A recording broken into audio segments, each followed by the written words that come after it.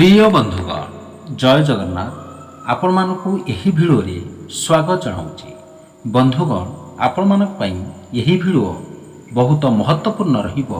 Video को fast to last पर्यंत निश्चिंत भाव में देखिए। एबे शुणु स्वर्गरु आसीची एही फूल घरे रखिले स्वामी स्त्री भाग्य बदली जीव मिलिब धन यह जानिबा पूर्व किछि हितबाणी मन रखिबा।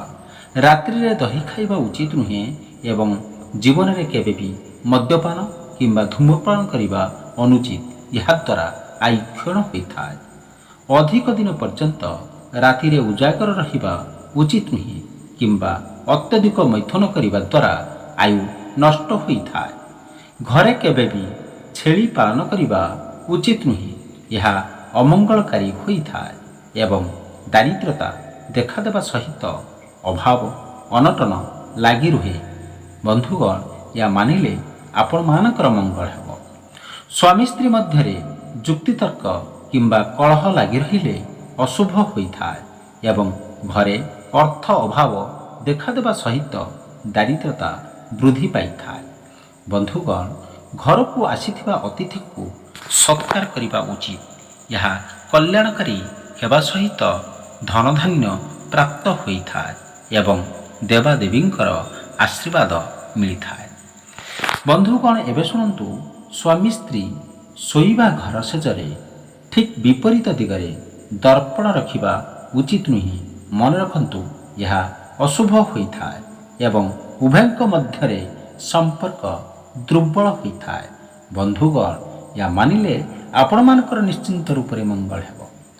प्रत्येक दिन सकाळू उठिला परे एक लोटा पानी घर आगे ढालिबा उचित। यह शुभ हेबा सहित माता लक्ष्मीकर आगमन होता है। बंधुगण यह निश्चिंत करंतु आपण मानकर भाग्य परिवर्तन हेब। द्वितीय एवं तृतीय तिथि कौनसी स्थान को जीवा द्वारा यात्रा शुभ होता है एवं कार्य सफल होता है। प्रतिपदा किंबा चतुर्थी तिथि कौनसी कार्य यात्रा कले कार्य निष्फल होता है एवं अर्थ हानि होता है। बंधुगण एवं शुणु पंचमी एवं सप्तमी तिथि कौनसी शुभ कार्य जीवा द्वारा सर्वशुभ होता है एवं अर्थ प्राप्ति होता है। बंधुगण मन रखंतु षष्ठी एवं अष्टमी तिथि कार्य बाहर को गले अशुभ होता है एवं दुख क्लेश बढ़िबा सहित देहर पीड़ा मध्य होता है। बंधुगण मन रखंतु यह कले आपणकर निश्चिंत मंगल हेब। नवमी एवं एकादशी तिथि यात्रा कले कार्य अशुभ होता है, ता सहित कार्य निष्फल हेबा सहित शरीर पीड़ा होता है। दशमी रे यात्रा कले अर्थ प्राप्ति होता है एवं द्वादशी रे यात्रा कले वृथा अर्थ व्यय होता है एवं त्रयोदशी रे यात्रा शुभ होता है। बंधुगण मन रखंतु एवं यहीपरि भाव में कार्य मध्य करंतु। चतुर्दशी रे यात्रा कले मनांतर होता है एवं अमावस्या रे दुख वृद्धि होता है एवं पूर्णिमा रे यात्रा कले सर्वशुभ होता है। मन रखंतु बंधुगण पीतल पात्र रे भोजन कले आत्म शांति प्राप्त होता है। सेहीपरि तंभा पात्र रे भोजन करिबा द्वारा शरीर क्लांति वृद्धि होता है एवं शरीर सुस्थ सबल रहिता है। कदली पत्र रे भोजन करिबा द्वारा मानसिक शांति प्राप्त होता है एवं आयु वृद्धि हेबा सहित दारिद्रता दूर होता है। भोजन करुथिबा समय रे स्नान करुथिबा समय रे मन रखंतु एवं अशौच समय रे काहाकु नमस्कार करिबा उचित नुहे। यह द्वारा आपणकर दारिद्रता देखा दे थाए। यह मानंतु आपण मानकर निश्चिंत रूप से मंगल हेब। एक हस्तरे गुरु गुरुजन ब्राह्मण एवं देवता को केबे भी नमस्कार करिबा उचित नुहे। यह अशुभ हेबा सहित अमंगलकारी होता है। बंधुगण एवं मन रखंतु बुधवार किंबा शुक्रवार दिन नख किंबा बाल काटिबा उचित। यह शुभ होता है एवं आयुष वृद्धि हेबा सहित आत्मशक्ति वृद्धि पाई थाए। ବନ୍ଧୁଗଣ ମନେ ରଖନ୍ତୁ, ଏହା ମାନିଲେ ଆପଣମାନଙ୍କର ମଙ୍ଗଳ ହେବ। ପିଲାମାନଙ୍କର ଜନ୍ମଦିନରେ ଖସା ତେଲ ଲଗାଇ ଗାଧୋଇ ଦେବା ଉଚିତ ଏବଂ ଖସା ଲଡ଼ୁ ଖାଇବା ଦ୍ୱାରା ବର୍ଷେ ପର୍ଯ୍ୟନ୍ତ ବିଘ୍ନନାଶ ହୋଇଥାଏ। ମନେ ରଖନ୍ତୁ ବନ୍ଧୁଗଣ, ଛୋଟ ଛୋଟ କାମକୁ କଲେ ଆପଣମାନଙ୍କର ମଙ୍ଗଳ ହୋଇଥାଏ। ଶନିବାର ଦିନ ଲୁହା ଜିନିଷ କିଣାବିକା କରିବା ଉଚିତ ନୁହେଁ। ଏହା ଅଶୁଭ ହୋଇଥାଏ ଏବଂ ବିଭିନ୍ନ ପ୍ରକାରର କ୍ଷତି ହେବା ସହିତ ଦାରିଦ୍ରତା ବୃଦ୍ଧି ହୋଇଥାଏ। ଗାଲରେ କେବେ ବି ହାତ ଦେଇ ବସିବା ଉଚିତ ନୁହେଁ।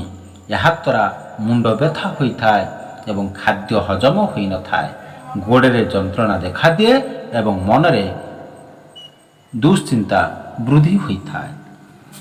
ବନ୍ଧୁଗଣ ଏବେ ମନେ ରଖନ୍ତୁ, ବାଛୁରୀ ସହିତ ଗାଈକୁ ଦେବୀ ସଦୃଶ ପୂଜା କଲେ ମାତା ଲକ୍ଷ୍ମୀଙ୍କର କୃପା ଲାଭ ହୋଇଥାଏ ଏବଂ ଘର ଧନଧାନ୍ୟରେ ପୂର୍ଣ୍ଣ ହୋଇଥାଏ।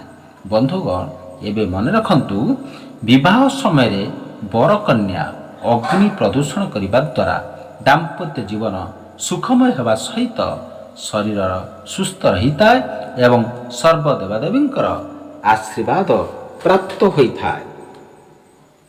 ବନ୍ଧୁଗଣ ମନେ ରଖନ୍ତୁ, ଜନ୍ମ ମାସ, ଜନ୍ମଦିନ ଏବଂ ଜନ୍ମ ନକ୍ଷତ୍ରରେ ବର ଏବଂ କନ୍ୟାମାନଙ୍କର ବିବାହ କରାଇବା ଉଚିତ ନୁହେଁ। ଏହାଦ୍ୱାରା ସେମାନଙ୍କର ଭିତରେ ଦୁଃଖ ବୃଦ୍ଧି ହୋଇଥାଏ। ବନ୍ଧୁଗଣ ଏ ପର୍ଯ୍ୟନ୍ତ ଯଦି ଆପଣମାନେ ଭିଡ଼ିଓକୁ ଲାଇକ୍ କରିନାହାନ୍ତି, ପ୍ଲିଜ୍ ଭିଡ଼ିଓକୁ ଲାଇକ୍ କରିଦିଅନ୍ତୁ ଏବଂ ଚ୍ୟାନେଲରେ ନୂଆ ଥିଲେ ନିଶ୍ଚିତ ରୂପରେ ଚ୍ୟାନେଲକୁ ସବସ୍କ୍ରାଇବ୍ କରିଦିଅନ୍ତୁ। ଏହାଦ୍ୱାରା ଆପଣମାନଙ୍କର ମଙ୍ଗଳ ହେବ। ସମାନ ଗୋତ୍ରରେ ବିବାହ କରିବା ଉଚିତ ନୁହେଁ। ଏହା ଅଶୁଭ ହୋଇଥାଏ ଏବଂ ବଂଶାନୁଗତ ରୋଗ ହୋଇଥାଏ। ସୁସ୍ଥ ମଣିଷ କେବେ ବି ଦିନ ସମୟରେ ଶୋଇବା ଉଚିତ ନୁହେଁ। ଏହାଦ୍ୱାରା ପାଚନ ଶକ୍ତି ହ୍ରାସ ହୋଇଥାଏ, ଆୟୁ କ୍ଷୀଣ ହୋଇଥାଏ, ଅଶାନ୍ତି ଏବଂ ଦାରିଦ୍ରତା ବୃଦ୍ଧି ହୋଇଥାଏ। ମନେ ରଖନ୍ତୁ ବନ୍ଧୁଗଣ, ଏହି ଛୋଟ ଛୋଟ କାର୍ଯ୍ୟ ପ୍ରତି ଧ୍ୟାନ ଦେଲେ ଆପଣମାନଙ୍କର ମଙ୍ଗଳ ହେବ। ନିଜ ସ୍ତ୍ରୀର ନିନ୍ଦା କେବେ ବି ଅନ୍ୟମାନଙ୍କ ପାଖରେ କରିବା ଉଚିତ ନୁହେଁ। ଏହା ଅମଙ୍ଗଳକାରୀ ହୋଇଥାଏ ଏବଂ ଅର୍ଥହାନି ହେବା ସହିତ ଦୁଃଖ କଷ୍ଟ ପ୍ରାପ୍ତ ହୋଇଥାଏ। ବନ୍ଧୁଗଣ ଏବେ ମନେ ରଖନ୍ତୁ, ଗର୍ଭବତୀ ମହିଳାମାନେ କେବେ ବି ଦାନ୍ତ ମୂଳକୁ କାଠି ଦ୍ୱାରା ଖୁଣ୍ଟିବା ଉଚିତ ନୁହେଁ। ଏହାଦ୍ୱାରା ସନ୍ତାନର ଅମଙ୍ଗଳ ହୋଇଥାଏ ଏବଂ ସନ୍ତାନର ଆୟୁଷ କମ୍ ହୋଇଥାଏ।